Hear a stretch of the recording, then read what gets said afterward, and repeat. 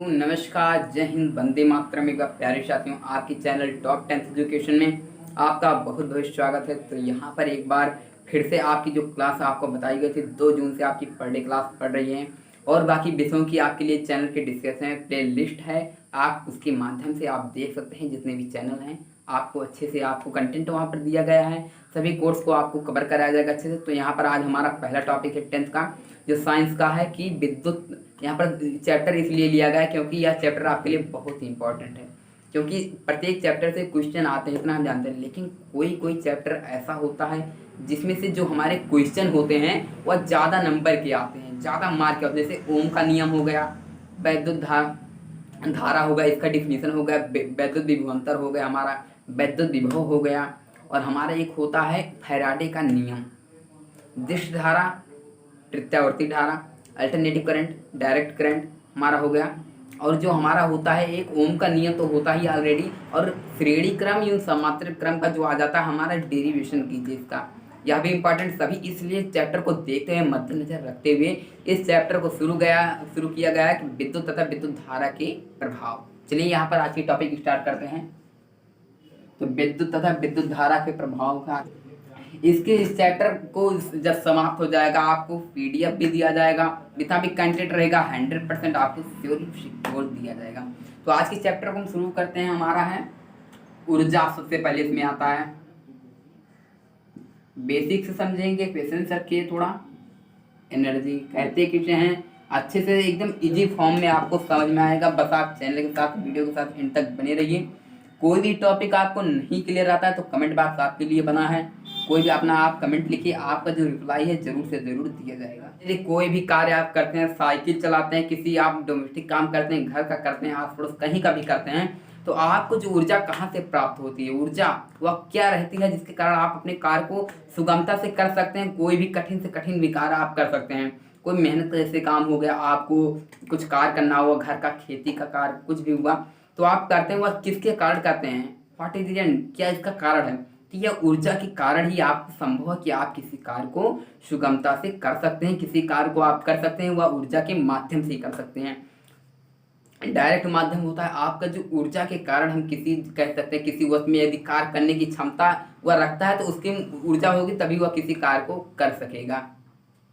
Machine हमारी चलती है, विद्युत हो गया, अनेक उदाहरण है हमारे दैनिक जीवन में जिसके हम कहीं माध्यम से कह सकते हैं उस वर्ग में ऊर्जा है। हमारी जो बाइक चलती है पेट्रोल के माध्यम से चलती है, या भी ऊर्जा लेती है तभी यह चलती है, यही सब कारण है। तो आपको बेसिक यहाँ से समझाया जाएगा।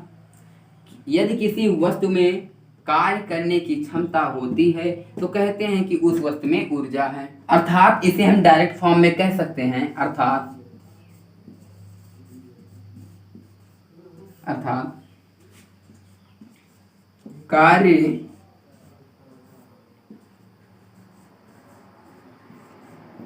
कार्य करने की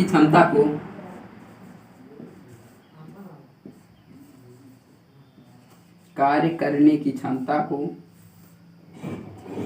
ऊर्जा कहते हैं। जी हाँ, कार्य करने की क्षमता को ऊर्जा कहते हैं। इजी फॉर्म में याद कर सकते हैं, आपको रटने की आवश्यकता नहीं है, इजी फॉर्म में समझिए। कोई भी कंसेप्ट आपका नहीं क्लियर होता तो कमेंट बॉक्स आपके लिए बना गया है, आप अपना कमेंट लिखिए, आपका रिप्लाई जरूर दिया जाएगा। स्टडी से आपसे संबंधित कोई भी आपको प्रॉब्लम हो पढ़ने से संबंधित तो आप कमेंट में लिख सकते हैं, आप अपने साझा कर सकते हैं। सर हमें ये प्रॉब्लम हो रही है, मैथ हुआ, फिजिक्स हुआ, केमिस्ट्री हुआ, कोई भी आप 12th का हो, आपका 10th का हो, तो 12th के लिए ऑलरेडी चैनल डिस्क्रिप्शन में दिया गया है टॉप 12th एजुकेशन, और हमारा जो 10th का टॉप 10th एजुकेशन ऑलरेडी जिस पर हम पढ़ा रहे हैं। यह सब आपके लिए उपयोगी के लिए ही बताया जा रहा है, क्योंकि आपके लिए बेनिफिशियल साबित हो। यदि किसी वस्तु में कार्य करने की क्षमता होती है तो कहते हैं कि वस्तु में ऊर्जा है, अर्थात कार्य करने की क्षमता को ऊर्जा कहते हैं।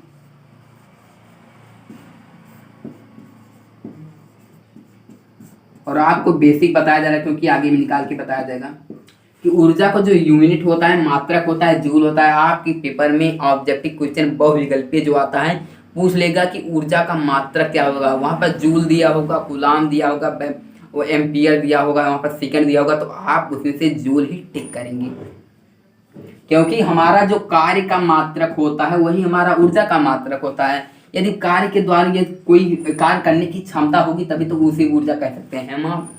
जब उसे ऊर्जा मिलेगी बाहर से तभी वह किसी कार्य को करने में सक्षम होगा, जिसे हम ऊर्जा कहते हैं। इसे इस तरह से डिफाइन कर सकते हैं। और जो कार्य का मात्रक होगा ये ऐसी बेस पे आधारित है, जो कार्य ऊर्जा पे ही आधारित है। जब इसे कहीं से बाहर से एनर्जी मिलेगी तभी यह किसी कार्य को करने में सक्षम है, तो इसलिए इस पे यह बेस है, तो इसलिए इसका जो यूनिट होगा वही इसका यूनिट होगा। तो इसका यूनिट होता है जूल होता है। W बराबर FD होता है, आप 9th में पढ़ेंगे। कार्य बराबर बल गुणे विस्थापन। तो बल का हो गया हमारा न्यूटन होता है और विस्थापन का होगा न्यूटन मीटर। तो न्यूटन मीटर को ही हम जूल कहते हैं और इसका मात्रक जो हो जाएगा ऊर्जा का हमारा जूल हो जाएगा। जूल होता है। आपके ऑब्जेक्टिव क्वेश्चन के लिए बता रहे हैं कि कोई भी आएगा आपको इसके करके नहीं चलना है। अच्छे मार्क को गेन करेंगे, पेशेंस से पढ़ेंगे, अच्छे से पढ़ेंगे तो जरूर आप अपने पेपर में अच्छा मार्क गेन करेंगे। यदि किसी वस्तु में कार्य करने की क्षमता होती है तो कहते हैं कि वस्तु में ऊर्जा है, अर्थात कार्य करने की क्षमता को ऊर्जा कहते हैं। इसे आप नोट डाउन कर सकते हैं, एक बार स्क्रीनशॉट ले सकते हैं। ऊर्जा के स्रोत, ऊर्जा के स्रोत हम वही लेंगे बेसिक जो हमारे दैनिक जीवन में कार्य आते हों।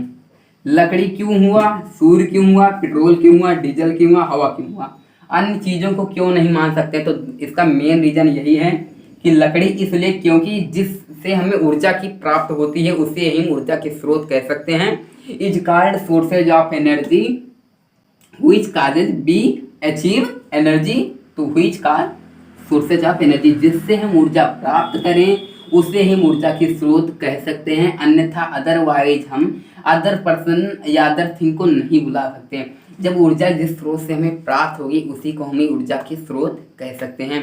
तो लकड़ी कैसे हो गया, आप लकड़ी को जब जलाते हैं, ठंडी के महीने में अधिकतर जलता है, तो जब लकड़ी को आप जलाते हैं तो उससे आपको हीट की महसूस होती है, उसमें आपको प्राप्त होती है, ऊर्जा प्राप्त होती है, जिसके कारण ही ठंडेपन का एहसास जो होता है वह हमारा तभी दूर होता है। तो यह लकड़ी हमारा ऊर्जा का अच्छा स्रोत हो गया, लकड़ी। और सेकेंड है हमारा सूर्य। तो ठंडी में ही जब हमें अधिक ठंडी लगती है, जब सन निकलता है, सूर्य निकलता है, तो हमें ठंडेपन की जो एहसास होता है वह दूर होता है और हमें अच्छा फील होता है। तो क्यों होता है, क्योंकि यह ऊर्जा का स्रोत है सूर्य। और जब ठंडी में इसकी रिक्वायर्ड ज़्यादा होती है, सब लोग चाहते हैं कि आज डे अच्छा हो और सूर्य भगवान जरूर निकले, तो इससे यहाँ पर हो जाता है हमारा जल्दी जो सन होता है हमारा निकलते हैं। तो जिसके कारण यह ऊर्जा का स्रोत मेन होता है सूर्य। क्योंकि यह सूर्य क्यों हो गया, यहाँ से कोई इसका ऐसे वास्तविक एक्चुअल मीनिंग सही से यहाँ पर होगा कि सूर्य हमारा सौर ऊर्जा, जितनी भी बैटरियाँ होती हैं जो सूर्य से चार्ज होती हैं, सौर द्वारा होती हैं, सौर ऊर्जा की आप जनरली ऐसे गांव में देखे होंगे जो लगती है लाइट एक ऊपर रात को जो जलती है, वह पूरा दिन चार्ज होगा, सौर ऊर्जा के माध्यम से चार्ज होता है और रात को जलती है। तो यही सब मेन कारण है उसके कि वह हमारा सूर्य द्वारा चार्ज होता है और सौर ऊर्जा से चार्ज होता है। आपको दैनिक जीवन में जो प्रयोग करने वाली चीज़ें उसी के बारे में बताया जा रहा है, क्योंकि लकड़ी हो गया आप शरीर और ऐसी चीज़ों के बारे में नहीं बताया जाए जो आपने कभी देखा ही नहीं हो।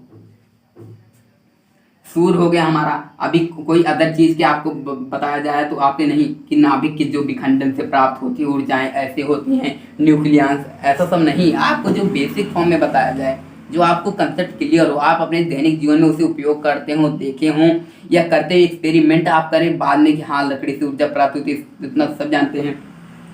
तो सूर्य हो गया, सौर ऊर्जा जिसके चलती है, सौर सेल जिससे,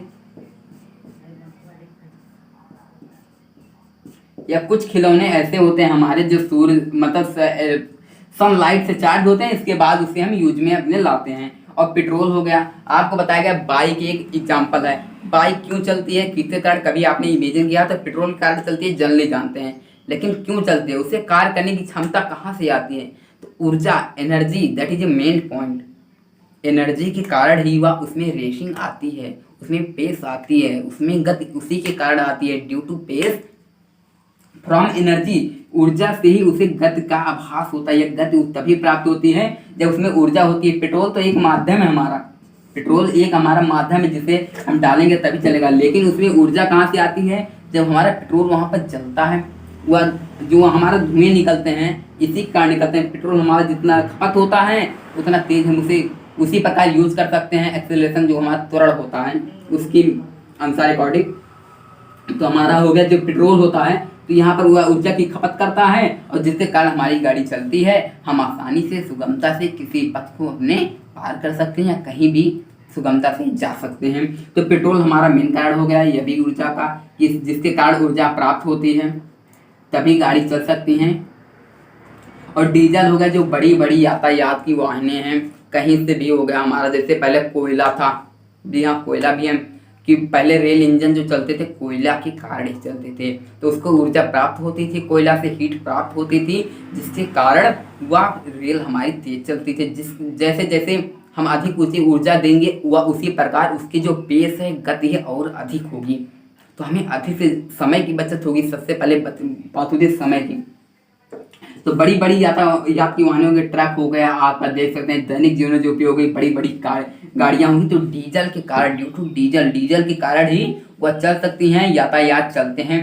पेट्रोल हो गया गाड़ी आम बाइक में होता है, डीजल हो गया बड़ी गाड़ियों में हो गया, जैसे ट्रक हो गया हमारा जो बड़े बड़े सामान को, भारी भारी सामान को जो लाते हैं।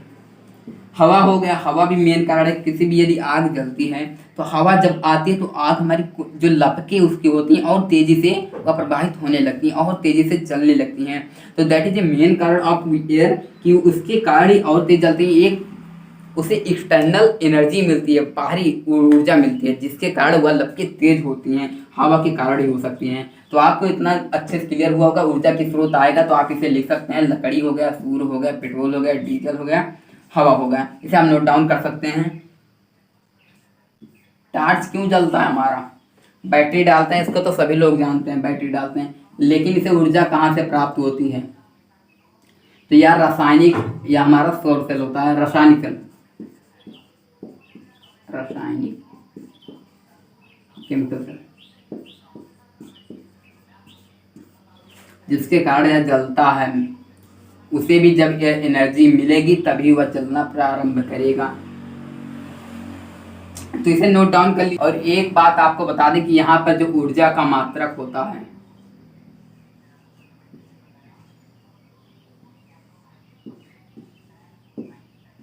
आप में मात्रक पूछ सकता है या इसका आ सकता है, आप इसे किसे डिनोट करते हैं। आपको कभी कभी वह सस्पेंस में डालने के लिए कुछ और प्रश्न एक्सटर्नल वह पूछ लेते हैं, एक्स्ट्रा पूछ लेते हैं आपसे, जो ऑर्डिनरी ना हो, आपके लिए साधारण ना हो, आपके लेवल से ऊपर थोड़ा कभी कभी पूछते हैं। ऐसा नहीं होता कि वह ऑलरेडी वैसा पूछते हैं सभी प्रश्न में। ऊर्जा का मात्रक, जैसे धीरे ऊर्जा का मात्रक, ऊर्जा का मात्रक क्या होता है? What is unit of energy? Unit energy of, प्रत्येक छोटे छोटे कंसेप्ट को क्लियर करेंगे। तो हमारा ऊर्जा का मात्रक क्या होगा? तो ऊर्जा का मात्रक जूल होता है। यस सर, जूल आया कैसे? ये अभी आपको बताया जाएगा, किसके कारण आया, कैसे आया। तो जूल हमारा W कार्य है, डिनोट करता है। F फोर्स है हमारा, डिनोट करेगा फोर्स को, या वर्क को हमारा डिनोट करेगा। F इंटू डी, क्या डी हमारा जो मीटर, डिस्टेंस, दूरी को डिनोट करेगा। दूरी हो गई, बल हो गया, हमारा कार्य हो गया। बल गुणे विस्थापन, इसे डिस्प्लेसमेंट के नाम से भी जानते हैं, डिस्टेंस भी याद करते हैं। डिस्प्लेसमेंट भी लिख देंगे तो ज़्यादा एक्यूरेट होगा, लिख सकते हैं हम।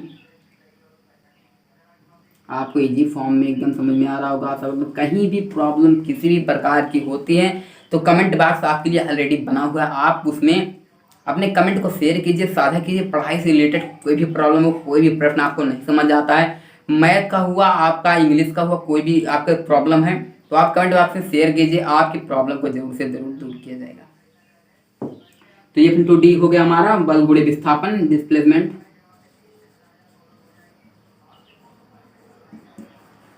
तो बल का हमारा होता है न्यूटन, ऑलरेडी सभी लोग जानते हैं इतना तो, न्यूटन। और डिस्प्लेसमेंट, विस्थापन क्या होता है? दूरी होता है। विस्थापन जैसे स्केलर क्वांटिटी है, लेकिन जो हमारा दूरी है वो हमारे अदिश राशि है। डिस्प्लेसमेंट, जो हमारा विस्थापन होता है वो हमारा वेक्टर क्वांटिटी है, सदिश राशि है, और लेकिन जो आता है हमारा दूरी वह हमारा अदिश है। तो न्यूटन, और यहाँ पर डिस्प्लेसमेंट क्या हो गया है? मीटर। ऊर्जा का मात्रक जूल हमारा कैसे आया आपको ऑलरेडी बताया गया है। यहाँ पर कार्य से आया, कार्य बराबर होता है बल गुणे विस्थापन। कार्य को हम डब्ल्यू से डिनोट करते हैं, वर्क जिसका होता है इंग्लिश हमारा वर्क हो गया, एफ फोर्स हो गया हमारा, डी डिस्प्लेसमेंट हो गया। जिसे जिसे डिनोट करते हैं बेसिक चीज़ें आपको क्लियर होती रहेंगी। मैं आशा करूँगा आप जरूर अच्छे से समझेंगे, क्योंकि यदि सस्पेंशन नहीं रहेगा आप किसी भी टॉपिक को इजी फॉर्म में समझ सकते हैं। तो हमारा बल का हो गया न्यूटन, ऑलरेडी आप जानते हैं। डिस्प्लेसमेंट का हो गया मीटर, डिस्प्लेसमेंट जो कि हमारी वेक्टर क्वांटिटीज है अर्थात सदिश राशि है, और जो दूरी होती है हमारी अदिश राशि है। तो न्यूटन मीटर हो गया, न्यूटन मीटर। तो आप कहेंगे न्यूटन मीटर ऊर्जा का मात्रक न्यूटन मीटर बोल सकते हैं, एकदम क्लियर आप बोल सकते हैं विदाउट सस्पेंस। ऊर्जा का मात्रक जो होता है न्यूटन मीटर होता है, लेकिन आप कहेंगे यह जूल लिखा हो गया है, तो न्यूटन मीटर को ही जूल कहते हैं। जी हाँ, न्यूटन मीटर या जितना है इसी को हम ही जूल कह सकते हैं। यह आपको सस्पेंस में डालने के लिए आ सकता है, न्यूटन मीटर या जूल आ सकता है, तो इसे आप भयभीत न हो और अच्छे से यदि आप कंसर्न करके देखे रहेंगे, आप अच्छे से देखे रहेंगे तो न्यूटन मीटर आ गया या जूल आ गया। आप कोई भी आप टॉपिक आ गया तो आपको क्लियर होगा कि न्यूटन मीटर को ही जूल कहते हैं और जूल को ही न्यूटन मीटर कहते हैं। तो आप इसे डिनोट कर सकते हैं या नोट डाउन कर लें या स्क्रीनशॉट ले सकते हैं। सबसे पहला विद्युत आवेश के ऊपर डिस्कस करेंगे हम लोग, विद्युत। और आपको यदि स्पीड तेज लग रही होगी, धीमा, कुछ भी आप लगे तो कमेंट बॉक्स में आप शेयर कीजिए, तभी हम जान पाएंगे क्या प्रॉब्लम आपके साथ हो रही है, तभी उसको हम सॉल्व करने की कोशिश कर पाएंगे और तभी हम सॉल्व उसे अच्छी तरीके से कर पाएंगे। और नेक्स्ट वीडियो में कोई भी प्रॉब्लम होगी आप कमेंट बॉक्स में आप जरूर बताइएगा, वीडियो से उसे दूर करने का प्रयास किया जाएगा। विद्युत आवेश इलेक्ट्रिक चार्ज,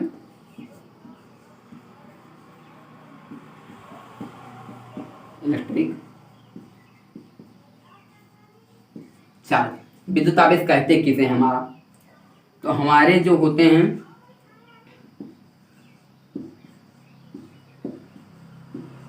इलेक्ट्रॉन, प्रोटॉन, तो यहाँ पर इलेक्ट्रॉन और प्रोटॉन का चर्चा क्यों किया गया, इसका इसलिए किया गया क्योंकि यह मूल कण है, हमारे प्रकृति में यह मूल कण कहे जाते हैं, फंडामेंटल पार्टिकल्स, फंडामेंटल पार्टिकल्स। मूल कण या इलेक्ट्रॉन प्रोटॉन को मूल कण कहे जाते हैं। तो इसकी परिभाषा हम देख लेते हैं, किन्हीं दो प्रोटॉनों एवं किन्हीं दो इलेक्ट्रॉन को जब आपस में होते हैं तो प्रतिकर्षण इनके बीच होता है, तथा किन्हीं एक इलेक्ट्रॉन एवं एक प्रोटॉन के बीच आकर्षण लगता है। आकर्षण बल कह सकते हैं हम, विद्युत बल आगे चलेंगे की चर्चा करेंगे। तिनके आवेश, तो आप कहेंगे इलेक्ट्रॉन पर आवेश कितना होता है, प्रोटॉन पर आवेश कितना होता है, तो इलेक्ट्रॉन पर आवेश -1.6 गुणे 10 की घात -19 -1.6 गुणे 10 की घात -19 कूलाम, एवं प्रोटॉन पर आवेश 1.6 गुणे 10 की घात -19 कूलाम। यह आपको इसलिए बताया गया क्योंकि यह आपके ऑब्जेक्टिव क्वेश्चन में जो आप आते हैं बहुविकल्पी में पूछा जाएगा कि इलेक्ट्रॉन पर आवेश कितना होता है, प्रोटॉन पर आवेश कितना होता है। आपको ऑब्जेक्टिव क्वेश्चन में बहुविकल्पी में दिया रहेगा और इसके जो विकल्प दिए रहेंगे यदि इसमें से कोई भी होगा तो आप टिक करेंगे तो आपका सही रहेगा। प्रोटॉन का रहेगा तो 1.6 गुणे 10 की घात -19, इलेक्ट्रॉन का रहेगा तो -1.6 गुणे 10 की घात -19 कूलाम। इलेक्ट्रॉन आप आशा करेंगे इसमें समझ गए होंगे के बीच आकर्षण होता है। तो चलिए यहाँ पर सीधे एक्यूरेट डिफिनेशन इसकी क्या होगी, इसको आपके समझने के लिए तौर पर बताया गया था कि किन्हीं दो प्रोटॉन एवं किन्हीं दो इलेक्ट्रॉन के बीच प्रतिकर्षण तथा किन्हीं एक इलेक्ट्रॉन एवं एक प्रोटॉन के बीच अट्रैक्शन कार्य करता है, जिसके कारण विद्युत बल उत्पन्न होता है, उसे ही विद्युत आवेश कहते हैं। उसे he is called electric charge, विद्युत आवेश। राइटिंग में कहीं भी प्रॉब्लम नहीं है तो आपको बोल बोल के बार बार बताया गया कि मूल कणों के इसी गुण को जिसके कारण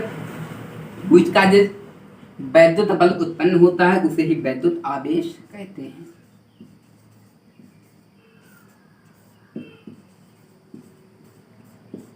मैं आशा करूँगा यह टॉपिक आपको क्लियर होगा। और इसके चलते हैं, इसकी यूनिट पे चलते हैं। इसके बाद विद्युत धारा, आज का हमारा लेक्चर यहीं पर खत्म हो जाएगा। इसके बाद विद्युत धारा को भी यहाँ पर स्पेसिफाई करेंगे हम लोग। तो चलिए इसे आप नोट कर लीजिए, नोट डाउन, स्क्रीनशॉट।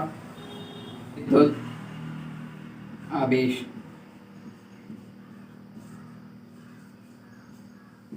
तो आपको एक और इजी फॉर्म में डेफिनेशन समझाए रही, इसके माध्यम से ये या पिछले वाले जिसके जो आपको इजी फॉर्म और अच्छा ज़्यादा आपको जो ज़्यादा समय तक याद हो, आपके पेपर के लिए बेनिफिशियल हो, उसे आप याद रख सकते हैं। तो विद्युत आवेश बराबर क्या होगा हमारा,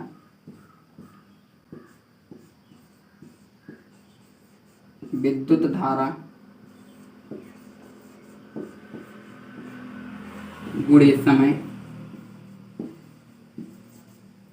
यह इसका सूत्र होता है विद्युत आवेश का, विद्युत धारा गुणे समय। तो यहाँ से डिफिनीशन हम कैसे निकालें, हमको ज़्यादा रटना न पड़े और इजी फॉर्म में।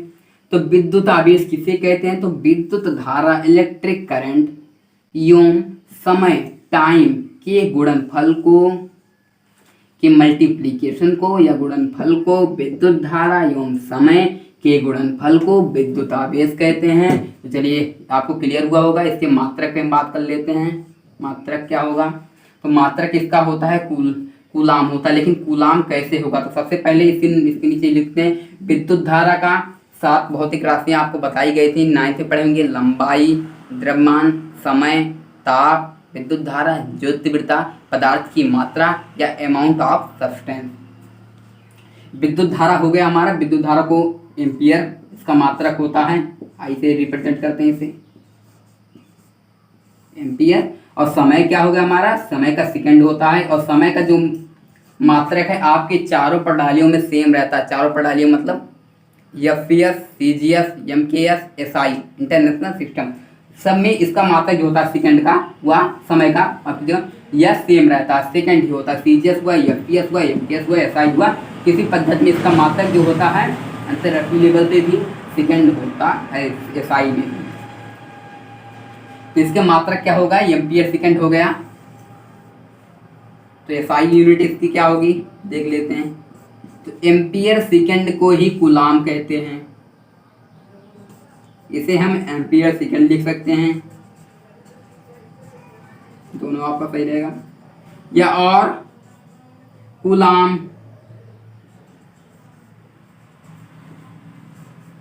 कूलाम हम कह सकते हैं, या कूलाम है हमारा एसआई यूनिट जो एम्पियर सेकंड।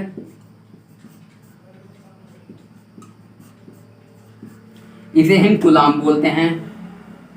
मैं आशा करूंगा यह टॉपिक आपको क्लियर हुआ होगा। विद्युत आवेश, विद्युत धारा एवं समय के गुणनफल को वैद्युत आवेश कहते हैं। वैद्युत आवेश बराबर इसका हमारा जो मात्रक हो गया, वैद्युत धारा का एम्पियर होता है, समय का सेकंड होता है, तो एम्पियर सेकंड को ही कूलाम बोल देते हैं।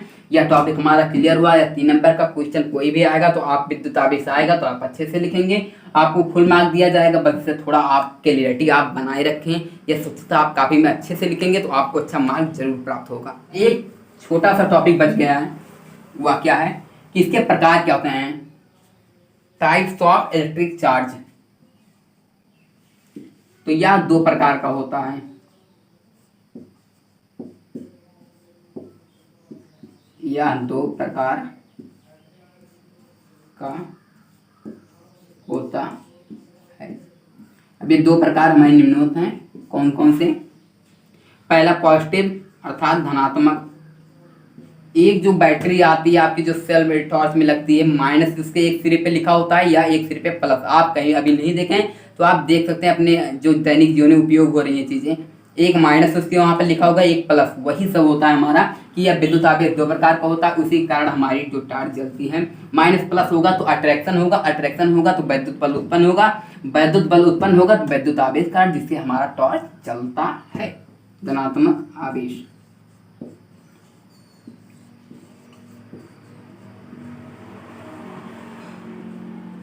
यूं हमारा सेकंड हो गया ऋणात्मक आवेश,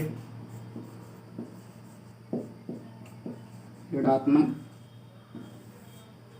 आवेश।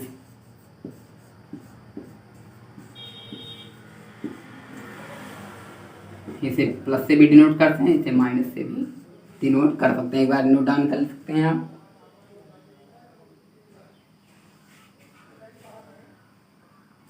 तो चलिए आज के हमारे जो नेक्स्ट टॉपिक है विद्युत धारा, उसे क्लियर करते हैं। क्या विद्युत धारा क्या होता है, इसका डिफिनीशन क्या होगा, यूनिट क्या होगा, किसे डिनोट करते हैं इसे।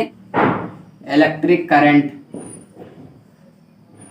लोग कहते नहीं बिजली मारे, उनको बिजली ने मार दिया, वैसा नहीं होता। करंट होता हमारा, धारा होता तो वैद्युत धारा, विद्युत के कारण ही उनकी या किसी की डेथ होती है। जब वहाँ पर किसी नंगे हाथों से हम किसी लाइट को छू सकते हैं, कटे तारों को पकड़ते हैं तो उसे हमारी लाइट मारती है, तो विद्युत धारा ही होती है इलेक्ट्रिक करंट, जिसे कहते हैं। किन्हीं दो वस्तुओं के बीच आवेशों के कारण असंतुलन के कारण, जब उसमें आवेशों का असंतुलन लगा, उसके कारण जो आवेश प्रवाहित होता है वैद्युत धारा कहते हैं, या आवेश प्रवाह की दर को वैद्युत धारा कहते हैं, वह भी आपको बताया जाएगा। तो एक बार नोट डाउन कर लीजिए, स्क्रीनशॉट ले सकते हैं आप।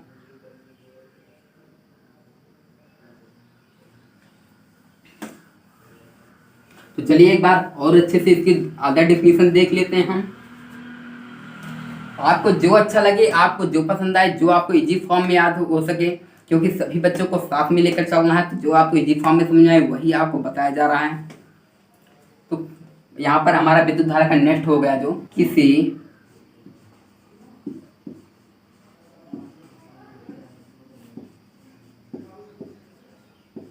किसी चालक में, चालक क्या हुआ हमारा, जिसमें विद्युत का प्रवाह हो सके उसे चालक, जिसमें नहीं हो सके उसे कुचालक। चालक क्या हो गया हमारा, आप ले सकते हैं लोहा ले सकते हैं, और अचालक क्या ले सकते हैं हमारा, जैसे टिन हो गया, टिन हो गया, या आमतौर पे जो हमारे दैनिक जीवन में बर्तन होते हैं स्टील के, वह भी ये सब कारण हमारे। विद्युत धारा या रबड़ हो गया हमारा, जिसमें कुचालक है हमारा, चालक जिसमें प्रवाह हो सके, जो लोहे की छड़ है। किसी चालक में आवेश प्रवाह की दर को, आवेश प्रवाह की दर को वैद्युत धारा कहते हैं। जी हाँ, वैद्युत धारा कहते हैं। चलिए इसकी मात्रक देखते हैं, इसका मात्रक क्या होता है। तो मात्रक इसका एम्पियर ही होगा। अब कैसे होगा वो भी आपको बताया जाएगा। सर एक आप पढ़ेंगे वैद्युत आवेश, इसके नेक्स्ट एकदम प्रीवियस में। जो लोग अभी जुड़ रहे हैं, अभी देख रहे हैं, तो उसे आप थोड़ा वीडियो स्किप करके देख सकते हैं पीछे करके। तो मात्रक इसका क्या होगा हमारा, Q बराबर IT होता है, आपको निकाल के बताया गया था। यहाँ पर Q हमारा आवेश को डिनोट करता है, चार्ज को। I हमारा धारा आपको बताया गया था, एम्पियर धारा करंट। T हमारा टाइम। तो यहाँ पर I हम धारा निकालते हैं, यदि धारा निकालेंगे तो यहाँ पर यह चला जाएगा अपान में, Q अपान T यहीं से ही आया आपका।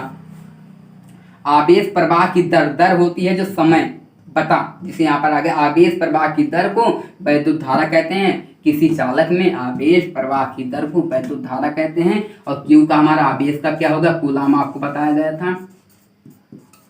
और समय का हमारा किसी भी प्रणाली में चारों FPS हो या KS हो या SI हो या CGS हो, उसमें हमारा समय का जो मात्रक होता है सेकंड ही होता है, कूलाम पर सेकंड। इजी फॉर्म ले सकते हैं, कूलाम पर सेकंड वैद्युत धारा, इसका जो हो गया मात्रक। या कूलाम पर सेकंड को ही एम्पियर कहते हैं, यहाँ से इसे ही एम्पियर कहते हैं। एम्पियर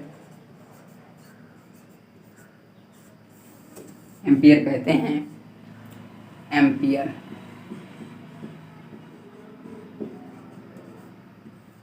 वैद्युत धारा का जो मात्रक हो गया एम्पियर हो गया, कूलाम पर सेकंड, या इसे कह सकते हैं और कूलाम पर सेकंड। तो मैं आशा करूंगा यह वीडियो आपके लिए बहुत ही बेनिफिशियल होगी। कोई भी आपको क्वेरी होती है पढ़ाई से रिलेटेड, आपका 10th का होगा, किसी भी सब्जेक्ट होता है, फिजिक्स हुआ, आपका साइंस हुआ ऑलरेडी, या मैथ हुआ, आप कमेंट बॉक्स में जरूर साझा कीजिए। तो आपकी जो प्रॉब्लम है उसे सॉल्व करने का प्रयास किया जाएगा और आपको रिप्लाई दिया जाएगा। तो आज के लिए बस इतना ही। धन्यवाद।